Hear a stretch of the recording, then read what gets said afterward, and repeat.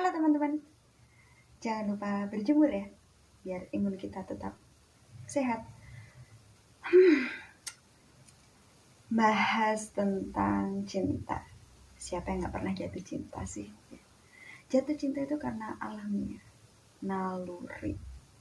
Jadi gak mungkin ada orang yang gak pernah jatuh cinta di dunia. Aku pernah berpikir sih, bahwa aku pengen jatuh cinta sama seseorang, terus kita saling mencintai, membangun kehidupan rumah tangga dan bahagia selamanya.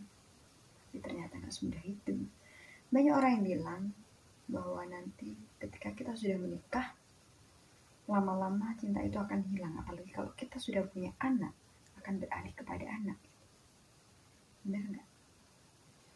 Kemudian aku menemukan sebuah buku namanya 5 Bahasa Cinta dari penulis yang udah fenomenal, terkenal. 5 Bahasa Cinta itu dari Gary Chapman.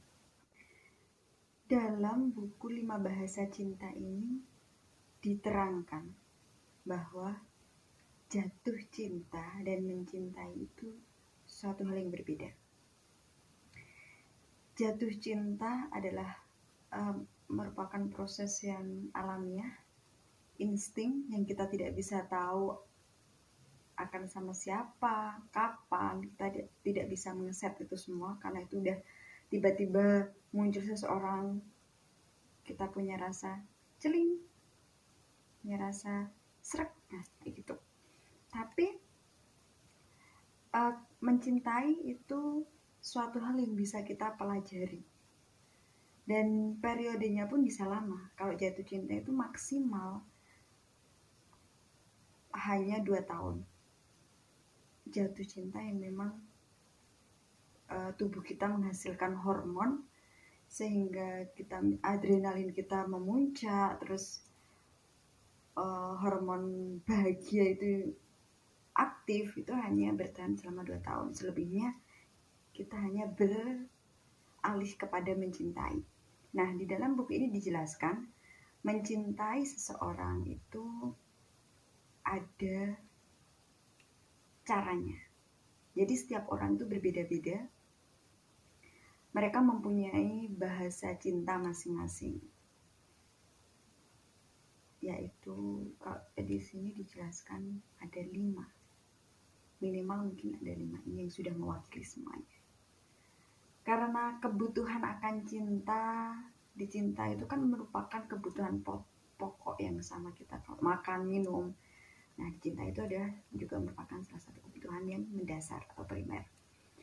Jadi di mana orang merasa dicintai itu ternyata punya sudut pandang atau hal yang ya bervariatif. Salah satunya adalah dijelaskan di situ menggunakan afirmasi atau kata-kata yang positif.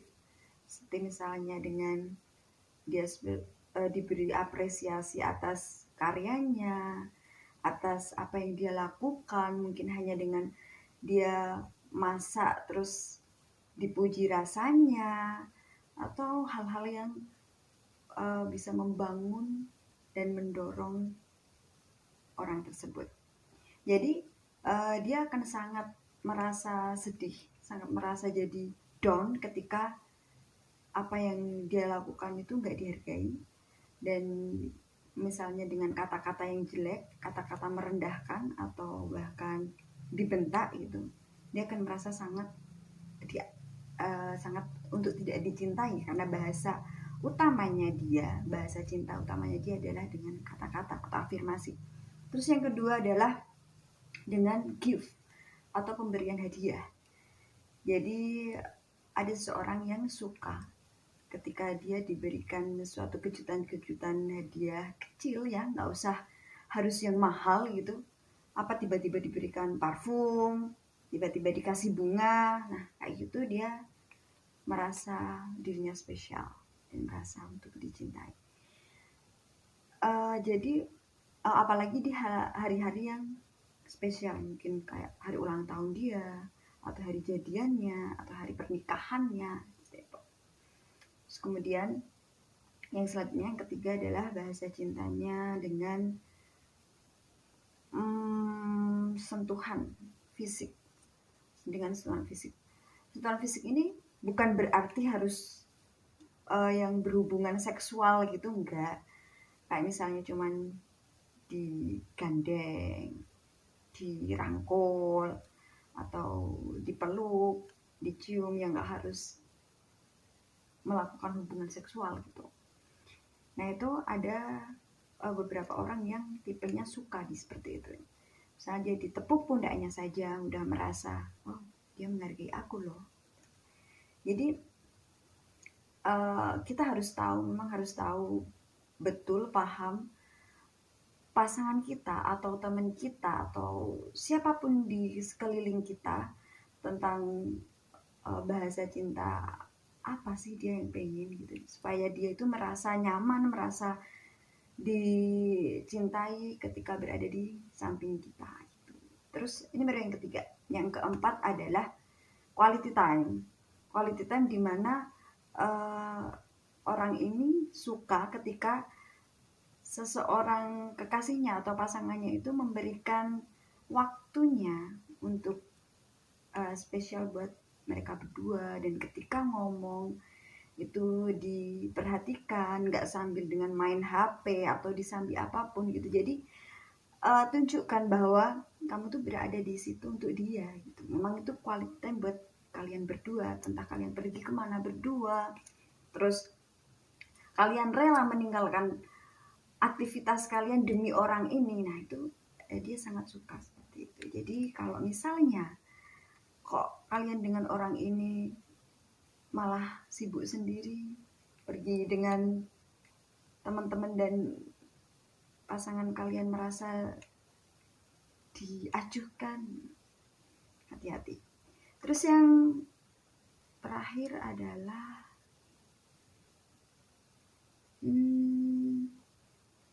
apa ya? Yang terakhir apa ya? Yang terakhir apa sih, kok lali aku?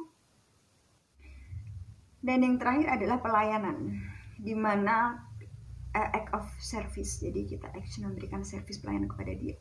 Ketika dia sedang lelah, sedang sibuk, tiba-tiba tanpa diminta orang yang dia cintai atau pasangannya itu memberikan bantuannya, terus tiba-tiba pagi hari diberikan sarapan atau dibantu membersihkan tempat tidur, kayak gitu. Dia tipe-tipe orang yang suka dengan lebih banyak talk less do more mungkin ya, lebih banyak beraksi daripada berkata-kata. Karena memahami bahasa setiap pasangan kita itu tidak kalah pentingnya juga dengan memahami bahasa cinta kita sendiri. Kenapa? Karena kita bisa mengkomunikasikan dengan pasangan kita bagaimana kita merasa dicintai, agar pasangan kita juga tidak salah dalam memberikan atau menampakkan cintanya gitu. Jadi kita bisa saling mengerti satu sama lain. Kita bisa membicarakan secara baik-baik, dan kita juga bertanya kepada pasangan kita, mungkin dia tipe orang yang seperti apa. Nah, mungkin ini adalah salah satu cara untuk menjaga keharmonisan dalam berumah tangga, terutama ya, karena memang kalau mengandalkan jatuh cinta, mengandalkan cinta itu nggak akan selamanya gitu. Kan hati kita ini pasti berubah-ubah. Kadang cinta sama dia, kemudian beberapa tahun kemudian kita jatuh cinta lagi sama orang lain. Jatuh cinta. Kan jatuh cinta itu nggak bisa kita kontrol, itu udah alamiah. Jadi yang bisa kita kontrol adalah bagaimana kita menunjukkan rasa cinta kita atau mencintai seorang, itu bisa dilatih dan bisa dikomunikasikan. Maka dari itu, belajarlah mencintai agar agar bisa tahu sama satu sama lain. Nggak harus dengan pasangan sih sebenarnya, ini bisa kita tunjukkan kepada keluarga kita, kepada teman-teman kita. Karena terkadang kita ini sering miskomunikasi dengan pasangan kita, mungkin yang kita merasa nggak dicintai, padahal dia itu sudah merasa menunjukkan cintanya gitu. Tapi ternyata salah dalam hal itu tadi, dalam hal bahasa cinta yang dia berikan.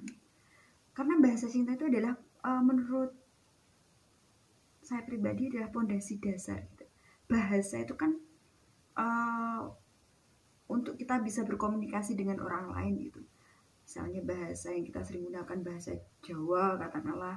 Nah kalau orang Jawa ngobrol dengan orang Batak katakanlah dengan menggunakan bahasa daerahnya masing-masing, kan kita nggak nyambung tuh.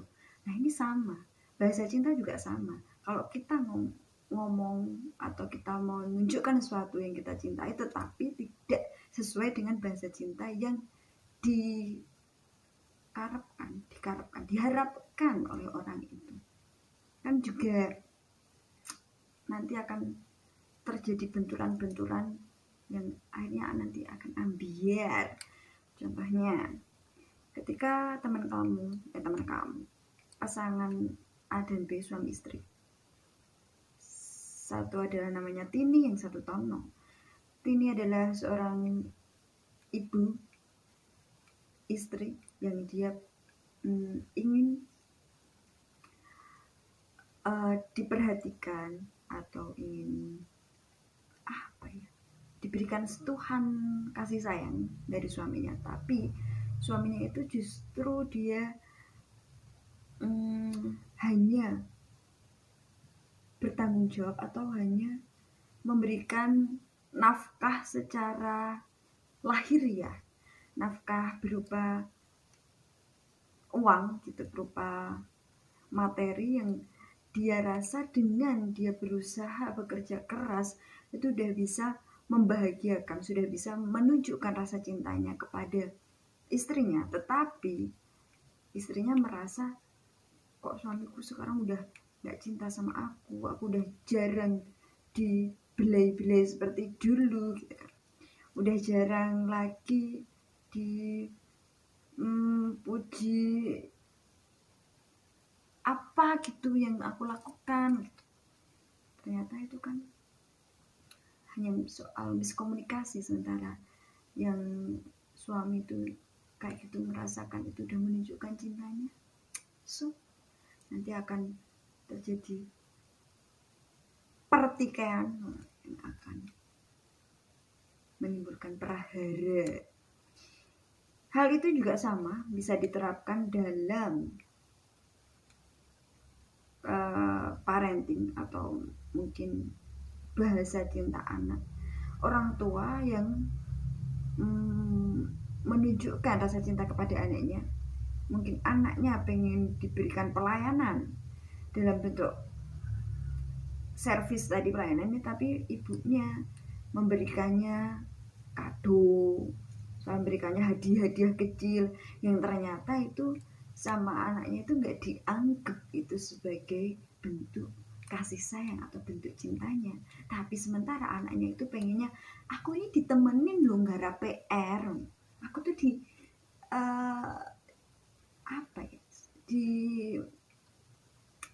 diberikan apa, digaweke makman apa, gawe cemilan lho karo nggarap PR. Misalnya seperti itu. Ya, banyak hal sih yang bisa diterapkan dari 5 bahasa cinta ini. Dan ada beberapa mungkin temen aku yang udah pada berumah tangga, udah menikah, dan dia juga apa sih rahasianya gitu, kok bisa langgeng, bisa awet, bisa harmonis seperti itu. Ternyata mereka juga sedikit belajar, sedikit tahu tentang cara bagaimana mengungkapkan cinta masing-masing. Yang sebenarnya kita nggak suka sih, kita beda sih dengan pasangan kita, tapi kita mau nggak mau harus memberikan hal itu untuk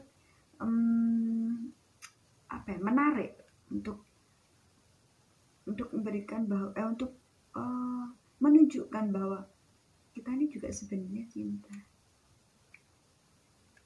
Karena cinta itu nggak sesederhana yang mengalir aja teko jalani, nggak iso. Tetap harus ada perjuangan dan harus ada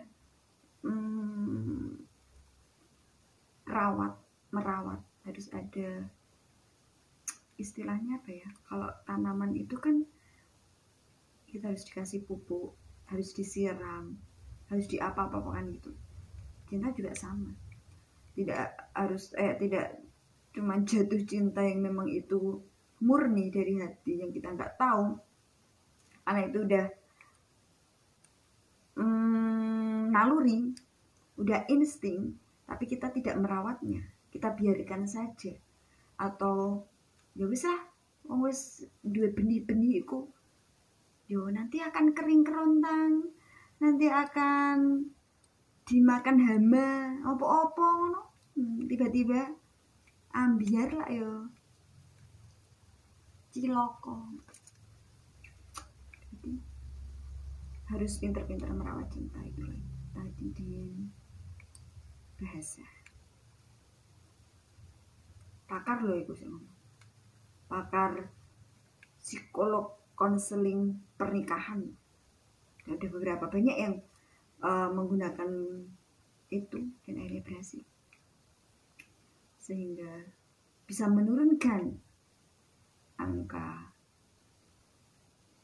perceraian, angka perselingkuhan, angka kekerasan dalam rumah tangga. Mungkin itu dulu sih. Terima kasih udah menonton. Jangan lupa kena sinar matahari. Salam mesra.